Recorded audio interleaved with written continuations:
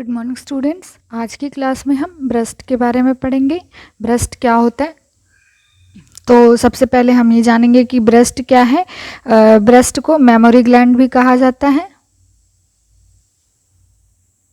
Memory gland, ठीक है। और ये क्या है, एसेसरी ऑर्गन है फीमेल रिप्रोडक्टिव सिस्टम का।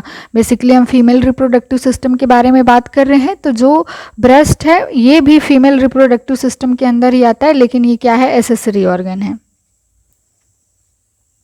Okay, accessory organ of female reproductive system. Okay, तथा जो ब्रेस्ट है ये मेल के अंदर भी पाया जाता है, लेकिन रूडिमेंट्री फॉर्म में पाया जाता है। ऑल्सो फाउंड इन मेल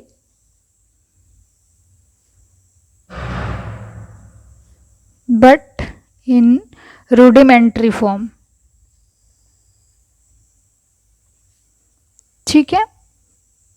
तो बेसिकली अगर हम ब्रेस्ट के बारे में बात करें तो इसका दूसरा नाम जो है वो मेमोरी ग्लैंड है।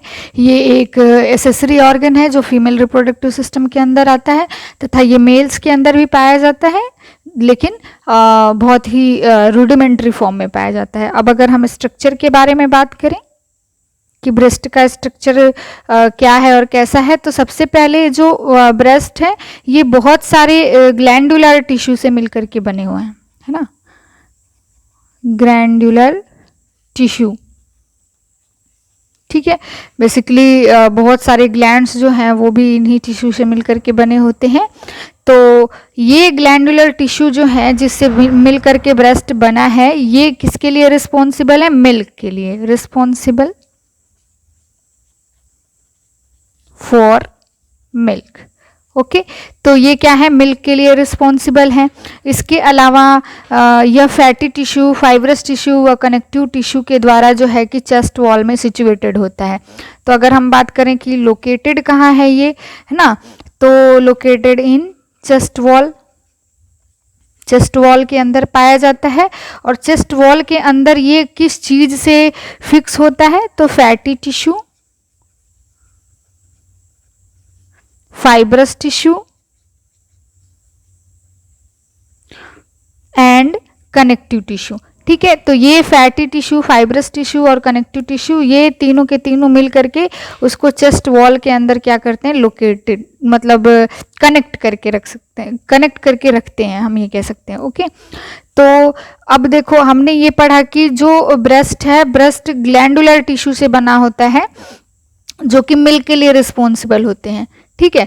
तो अब इसमें नेक्स्ट चीज ये है कि जो ब्रेस्ट है लगभग उसके अंदर 20 के अराउंड लोब्स पाए जाते हैं, लोब्स, ठीक है। कितने होते हैं, 20 के अराउंड जो है उसके अंदर लोब्स पाए जाते हैं। और इनके अंदर यानी कि प्रत्येक लोब के अंदर बहुत सारे ग्लैंडुलर जो है स्ट्रक्चर पाया जाता है। अब ये जो लोब है, इसी लोब के अंदर क्या पाया जाता है, ग्लैंडुलर स्ट्रक्चर, ठीक है, जिसे हम बेसिकली क्या कहते हैं, लोब्यूल्स, यानी लोब्स के अंदर ग्लैंडुलर स्ट्रक्चर पाया जा रहा है, जिसे हमने क्या बोला, लोब्यूल्स बोला। तो इन्हीं लोब्यूल्स के अंदर क्या होता है, मिल्क प्रोडक्शन होता है, ठीक है, मिल्क प्रोडक्शन। एक बार फिर से हम देख लेते हैं कि जो ब्रेस्ट है इसका दूसरा नाम मेमोरी ग्लैंड है, और ये एक फीमेल रिप्रोडक्टिव सिस्टम का एसेसरी ऑर्गन है। मेल के अंदर भी पाया जाता है बट रूडिमेंट्री फॉर्म में। और ब्रेस्ट का स्ट्रक्चर बहुत सारे ग्लैंडुलर टिश्यू से मिलकर के बना होता है जो कि मिल्क के लिए रिस्पॉन्सिबल है, ठीक है। और ये लोकेटेड कहाँ होता है, चेस्ट वॉल के अंदर सिचुएटेड होता है। तो इनको फैटी टिश्यू और फाइब्रस टिश्यू व कनेक्टिव टिश्यू ये सारे के सारे मिल करके होल्ड करके रखते हैं। अब जो ब्रेस्ट का स्ट्रक्चर है, ब्रेस्ट के स्ट्रक्चर में लगभग 20 के अराउंड लोब्स पाए जाते हैं, और इन्हीं लोब्स के अंदर जो है ये ग्लैंडुलर टिश्यू प्रेजेंट होते हैं, या हम कह सकते हैं कि ग्लैंडुलर स्ट्रक्चर प्रेजेंट होते हैं, जिनको हम लोब्यूल्स के नाम से जानते हैं। और जो मिल्क प्रोडक्शन या मिल्क फॉर्मेशन का प्रोसेस है, इन्हीं के अंदर होता है, ठीक है। तो ये बेसिक सी चीजें थी। अब हम इसके आगे के स्ट्रक्चर के बारे में देख लेते हैं। अब हमने लोब्स पढ़ लिया, लोब्स के अंदर लोब्यूल्स प्रेजेंट होते हैं वो देख लिया।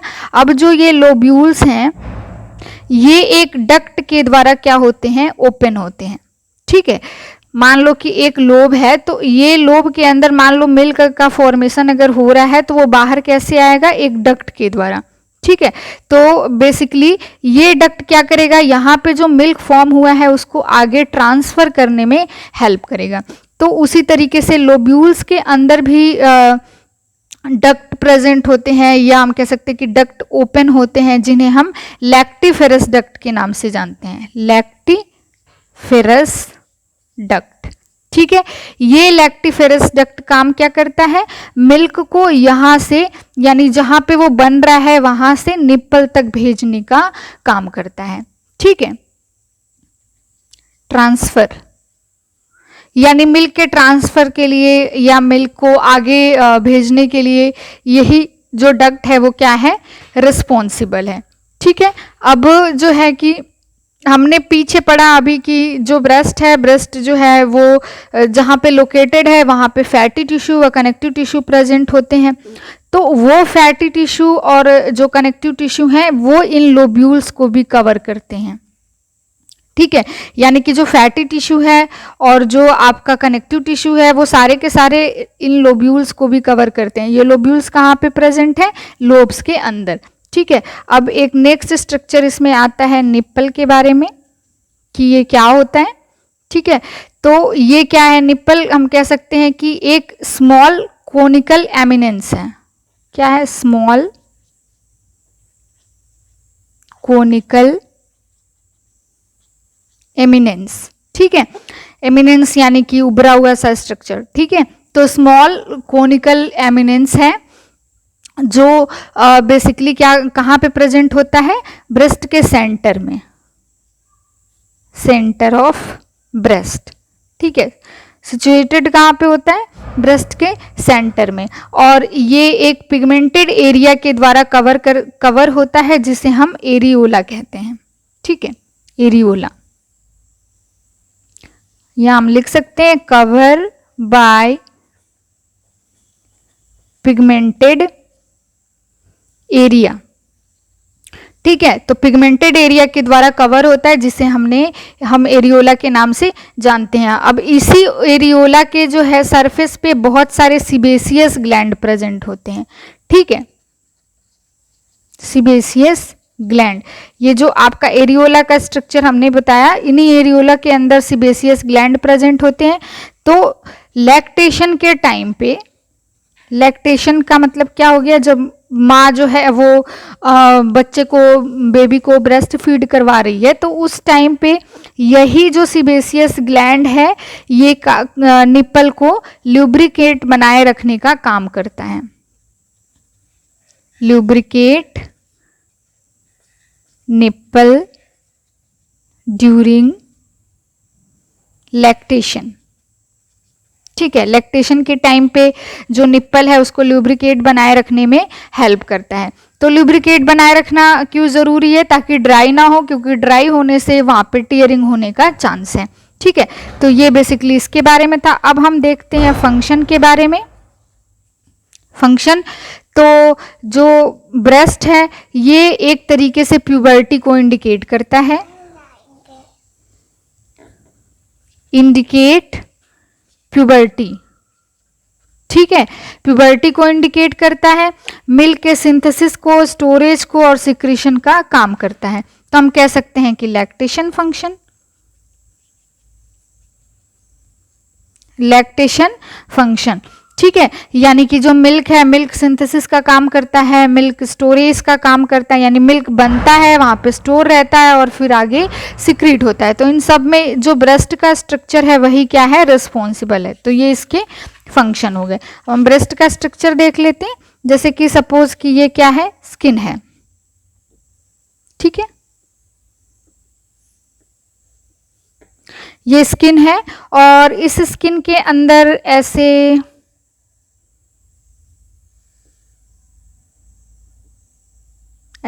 ठीक है, तो सपोज कि यहाँ पे एक पिगमेंटेड एरिया प्रेजेंट है और जिसके अंदर ऐसे एक हमने पढ़ा था अभी कोनिकल एमिनेंस पाया जाता है जिसको हम निप्पल बोलते हैं।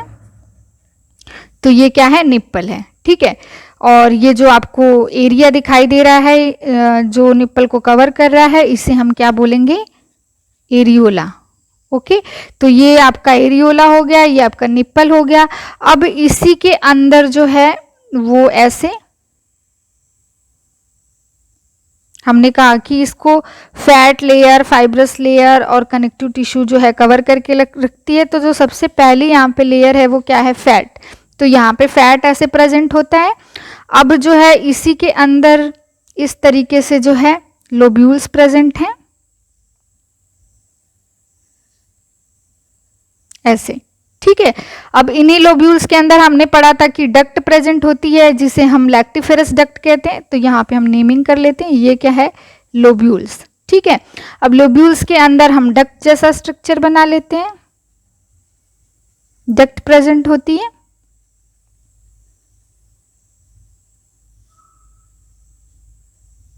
तो इस डक्ट को हम लैक्टिफेरस डक्ट के नाम से जानते हैं, लैक्टिफेरस डक्ट, ठीक है।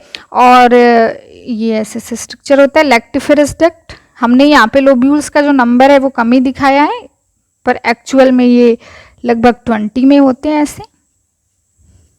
और फिर यहाँ पे कनेक्टिव टिश्यू प्रेजेंट होता है, ये रहा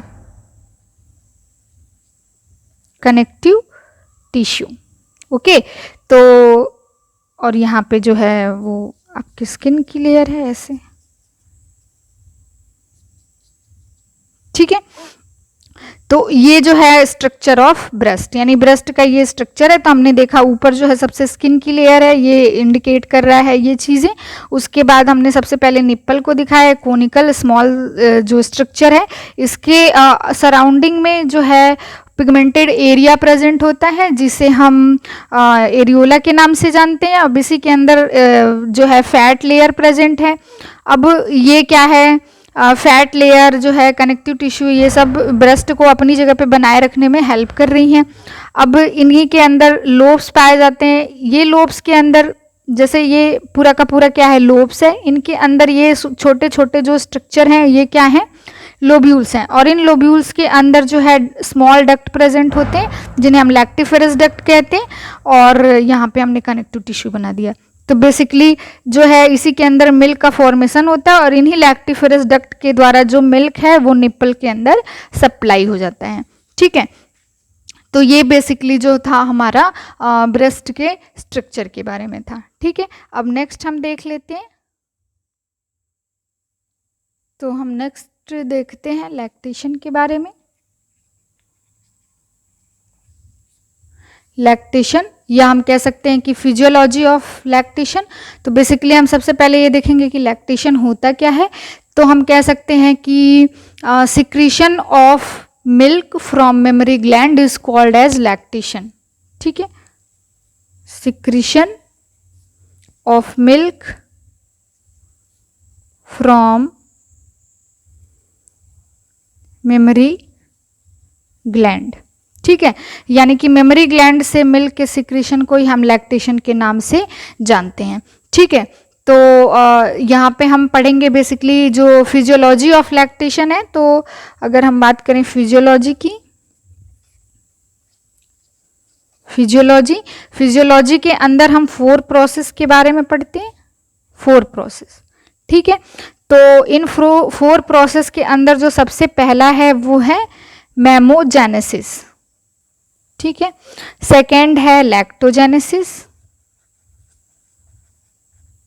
ठीक है।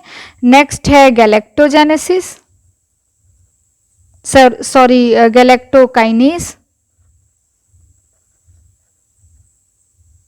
और लास्ट है गैलेक्टोपोइसिस, ठीक है।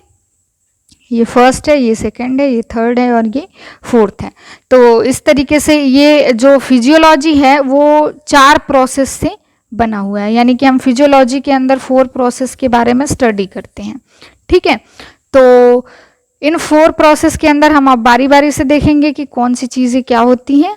मेमोजेनेसिस, नाम से ही पता चल रहा है, जेनेसिस मेमो यानी जो मेमोरी ग्लैंड के बारे में है, मेमोरी ग्लैंड यानी कि ब्रेस्ट के बारे में, और जेनेसिस का मतलब कोई भी चीज़ का फॉर्मेशन या प्रिपरेशन, ठीक है। तो मेमोजेनेसिस के अंदर बेसिकली क्या होता है कि जो ब्रेस्ट है वो ब्रेस्ट फीडिंग के लिए प्रिपेयर होता है। तो हम यहाँ पे एक रे डायग्राम बना के समझेंगे। प्रिपेयर द ब्रेस्ट फॉर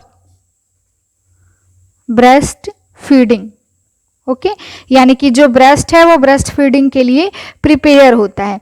कब? ड्यूरिंग प्रेगनेंसी, है ना, यानी कि जब कोई जो वुमन है वो प्रेग्नेंट है तो प्रेगनेंसी के टाइम पर ही जो मेमोरी ग्लैंड है वो अपने आप को प्रिपेयर करती हैं कि हमें फीड करवाना है एक टाइम के बाद, ठीक है। तो उसके लिए जो ब्रेस्ट है वो अपने आप को पहले से ही प्रिपेयर करता है, और ये कौन से हार्मोन की प्रेजेंस में होता है? Oestrogen and progesterone.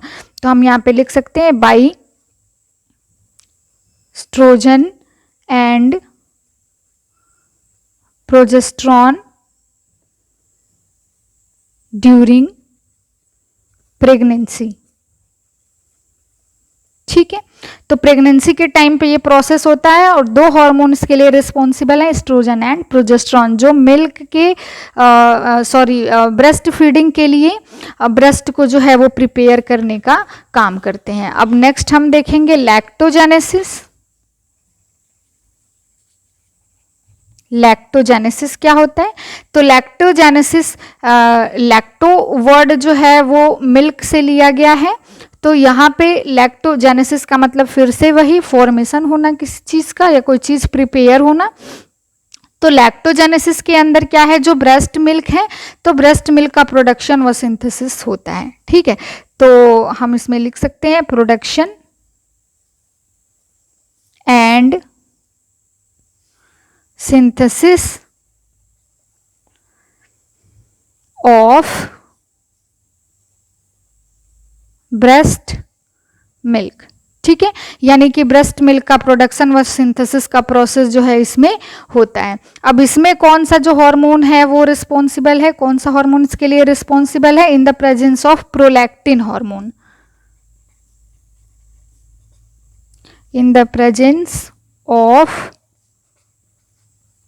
Prolactin hormone, यानी कि प्रोलैक्टिन जो हार्मोन है उसके प्रेजेंस में जो है ये मिल्क का सिंथेसिस व प्रोडक्शन होता है, ठीक है। अब जो है इसमें कौन सी जो सेल है वो प्रोडक्शन का काम करती है? तो ब्रेस्ट के अंदर एल्विलर सेल पाई जाती हैं, हमने अभी पढ़ा था एल्विलर सेल, ठीक है।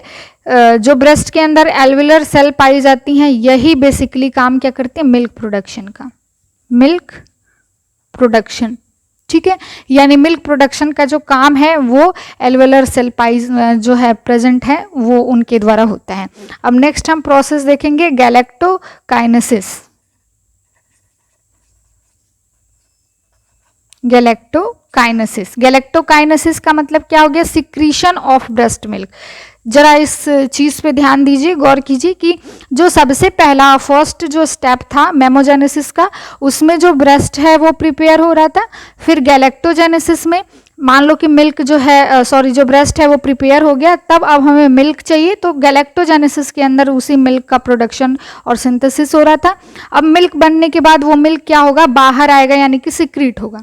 तो बेसिकली गैलेक्टोकाइनेसिस वही प्रक्रिया है या वही प्रोसेस है जिसके अंदर ब्रेस्ट मिल्क का सिक्रीशन होता है। तो हम इसके अंदर लिख सकते हैं सिक्रीशन ऑफ ब्रेस्ट मिल्क, ठीक है, यानी कि ब्रेस्ट मिल्क का इसके अंदर सिक्रीशन होता है। अब यहां पे कौन सा हार्मोन रिस्पॉन्सिबल है? In the presence of oxytocin hormone, ठीक है, यानी कि मिल्क के सिंथेसिस के लिए जो है सबसे पहले ब्रेस्ट के डेवलपमेंट के लिए एस्ट्रोजन प्रोजेस्टेरोन रिस्पॉन्सिबल है, देन मिल्क के प्रोडक्शन के लिए प्रोलैक्टिन हार्मोन रिस्पॉन्सिबल है, फिर मिल्क सिक्रीशन के लिए ऑक्सीटोसिन जो हार्मोन है वो रिस्पॉन्सिबल है। तो इसी की वजह से ये ऑक्सीटोसिन हार्मोन को जो है मेजर गैलेक्टोकाइनेटिक हार्मोन कहा जाता है, मेजर गैलेक्टोकाइनेटिक हार्मोन। ठीक है, क्योंकि इसी की वजह से जो है वो सिक्रीशन होता है। कैसे होता है कि जो है कॉन्ट्रैक्शन इसी की वजह से होता है। हमने पढ़ा ऑलरेडी कि जो ऑक्सीटोसिन हार्मोन है वो यूट्राइन कॉन्ट्रैक्शन के लिए रिस्पॉन्सिबल होता है। तो बेसिकली ब्रेस्ट के अंदर जो सेल्स हैं उनके कॉन्ट्रैक्शन के लिए भी यही हार्मोन रिस्पॉन्सिबल है, जिसकी वजह से जो मिल्क है वो बाहर आता है। तो हम इसकी फिजियोलॉजी एक बार फिर से देख लेते हैं। सपोज कि हम यहाँ पे लिख देते हैं, suppose baby suck the nipple. बच्चे ने क्या किया, निप्पल को सक किया। तो क्या है, stimulate nerve impulses.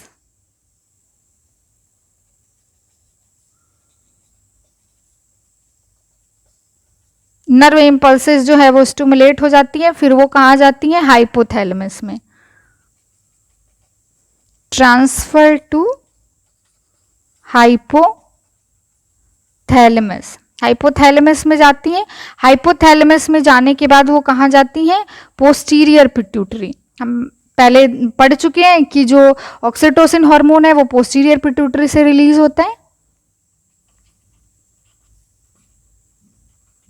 Posterior pituitary. ठीक है, तो जो है पोस्टीरियर पिट्यूटरी से ऑक्सीटोसिन रिलीज होगा। ऑक्सीटोसिन कहाँ से आता है, इसकी मैकेनिज्म के बारे में हम देख रहे हैं कि जो बेबी है पहले वो सक करेगा तो नर्व इंपल्सेस जो है स्टिमुलेट होंगे, वो जो है हाइपोथैलेमस में जाएंगे, हाइपोथैलेमस से नर्व इंपल्सेस पोस्टीरियर पिट्यूटरी में जाएगा, फिर वो पोस्टीरियर पिट्यूटरी ऑक्सीटोसिन हार्मोन को सिक्रीट करेगा। अब जो है ऑक्सीटोसिन हार्मोन दो तरीके से काम करता है, एक तो यूट्रस पे काम करता है। तो जब यूट्रस पे काम करेगा तो यूट्रस पे काम करने की वजह से जो मायोमेट्रियम है वो क्या होगा, कॉन्ट्रैक्ट होगा, कॉन्ट्रैक्ट मायोमेट्रियम। ठीक है, तो मायोमेट्रियम कॉन्ट्रैक्ट होगा जब, तो क्या होगा, जो भी पीपीएच के चांस हैं वो क्या होंगे, रेड्यूस होंगे। तो डिक्रीज चांस ऑफ पीपीएच। ठीक है, एंड बेटर इन्वोल्यूशन, इन्वोल्यूशन का प्रोसेस जो है वो अच्छे से होगा। इन्वोल्यूशन क्या होता है, जो इन्वोल्यूशन है यानी कि जितने भी फीमेल जेनाइटल ऑर्गन है या बेसिकली जो पैल्विक ऑर्गन है वो प्री प्रेग्नेंट स्टेट में पहले जैसे अवस्था में वापस से चले जाते हैं। तो इसी प्रक्रिया को या इसी प्रोसेस को हम इन्वोल्यूशन के नाम से जानते हैं। अगर वो पहले जैसी अवस्था में नहीं हुए या फेल हो गया है ना, तो हम उसको सब इन्वोल्यूशन कहते हैं। तो बेसिकली जब ये ऑक्सीटोसिन हार्मोन रिलीज होता है तो ये दो तरीके से वर्क करता है। एक तो यूट्रस पे वर्क करेगा तो मायोमेट्रियम कॉन्ट्रैक्ट होगा, जिससे पोस्टपार्टम हैमरेज के चांसेस कम होंगे और इन्वोल्यूशन ठीक तरीके से होगा। और दूसरा क्या करता है, ब्रेस्ट पे इफेक्ट डालता है, यानी कि जो मायोएपिथेलियल सेल हैं ब्रेस्ट के अंदर उन पे ये क्या करता है, इफेक्ट करता है। तो हम यहाँ पे लिख सकते हैं मायो epithelial cell of the breast। ठीक है, यानी कि ब्रेस्ट के अंदर जो मायोएपिथेलियल सेल है उनको ये क्या करता है, उस पे ये एक्ट करता है, जिसकी वजह से वो क्या होगी, कॉन्ट्रैक्ट होगी। ठीक है, जब मायोएपिथेलियल सेल जो है वो कॉन्ट्रैक्ट होगी तब क्या होगा, मिल्क इजैकुलेशन होगा, मिल्क इजैकुलेशन, है ना। और इसी मिल्क इजैकुलेशन रिफ्लेक्स को हम लेट डाउन रिफ्लेक्स के नाम से जानते हैं, लेट डाउन रिफ्लेक्स। ठीक है, तो ये दो तरीके से हमने एक्ट देखा, जो ऑक्सीटोसिन है वो कैसे कैसे वर्क करता है। और इसी ऑक्सीटोसिन को बेसिकली हम galactokinetic hormone, major galactokinetic hormone के नाम से भी जानते हैं। ठीक है, तो ये था जो हमारा थर्ड फिजियोलॉजी था उसके बारे में। अब हम लास्ट और फोर्थ के बारे में देख लेते हैं। नेक्स्ट क्या है, गैलेक्टोपोइसिस। गैलेक्टोपोइसिस का मतलब क्या हो गया कि ये मेंटेनेंस का काम करती है ना। अब हमने ये देख लिया था कि ब्रेस्ट प्रिपेयर हो गया, मिल्क का फॉर्मेशन हो गया, मिल्क का इजैकुलेशन भी हो गया, लेकिन अब एक बार मिल्क का फॉर्मेशन हुआ और मिल्क इजैकुलेट हो गया तो पूरा का पूरा जो ब्रेस्ट है वो खाली थोड़ी ना हो जाएगा। तो लगातार मिल्क का फॉर्मेशन और मिल्क का इजैकुलेशन, ये जो प्रोसेस है इसको ये मेंटेन करने का काम करती है। तो बेसिकली उसी मेंटेनेंस वाले प्रोसेस को ही हम गैलेक्टोपोइसिस के नाम से जानते हैं। तो ये बेसिकली काम क्या करती है, मेंटेनेंस का। ठीक है, और इसमें क्या होता है, synthesis and secretion, synthesis and secretion of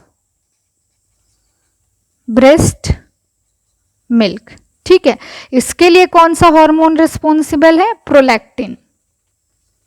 ठीक है, प्रोलैक्टिन हार्मोन जो है इसके लिए रिस्पॉन्सिबल है। ठीक है, यानी कि ये गैलेक्टोपोइसिस का जो प्रोसेस है वो मेंटेन बाय प्रोलैक्टिन हार्मोन। ठीक है, तो ये 4 फिजियोलॉजी और 4 प्रोसेस के बारे में हमने देखा। तो फर्स्ट हमारा क्या था, मैमोजेनेसिस, जिसमें जो है वो ब्रेस्ट का डेवलपमेंट हो रहा था, या ब्रेस्ट कह सकते हैं कि प्रिपेयर हो रहा था ब्रेस्ट फीडिंग के लिए, जिसमें एस्ट्रोजन और प्रोजेस्टेरोन हार्मोन क्या कर रहे थे, पार्ट ले रहे थे। ठीक है, नेक्स्ट हमने देखा था लैक्टोजेनेसिस के बारे में। तो लैक्टोजेनेसिस का मतलब कि मिल्क का फॉर्मेशन और मिल्क का सिंथेसिस, इसके लिए प्रोलैक्टिन हार्मोन रिस्पॉन्सिबल था। नेक्स्ट हमने थर्ड देखा था गैलेक्टोकाइनेसिस। गैलेक्टोकाइनेसिस के अंदर मिल्क का इजैकुलेशन हो रहा था, या हम कह सकते हैं कि मिल्क का सिक्रीशन हो रहा था। तो इसके लिए ऑक्सीटोसिन हार्मोन रिस्पॉन्सिबल था, जो हमने देखा किस तरीके से वर्क करता था। अब लास्ट जो है आपका ये गैलेक्टोपोइसिस है।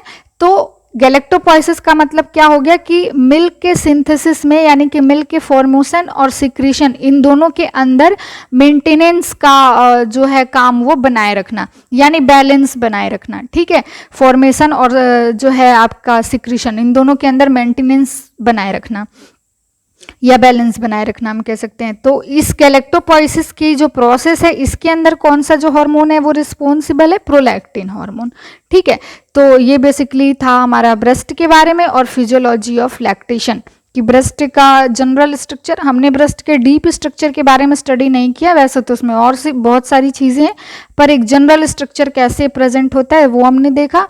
और फिजियोलॉजी ऑफ लैक्टेशन, कि मिल्क का सिक्रीशन, उसका सिंथेसिस और मेंटेनेंस का प्रोसेस जो है वो कैसे होता है। आई होप आपको ये वीडियो समझ आया होगा। Thank you.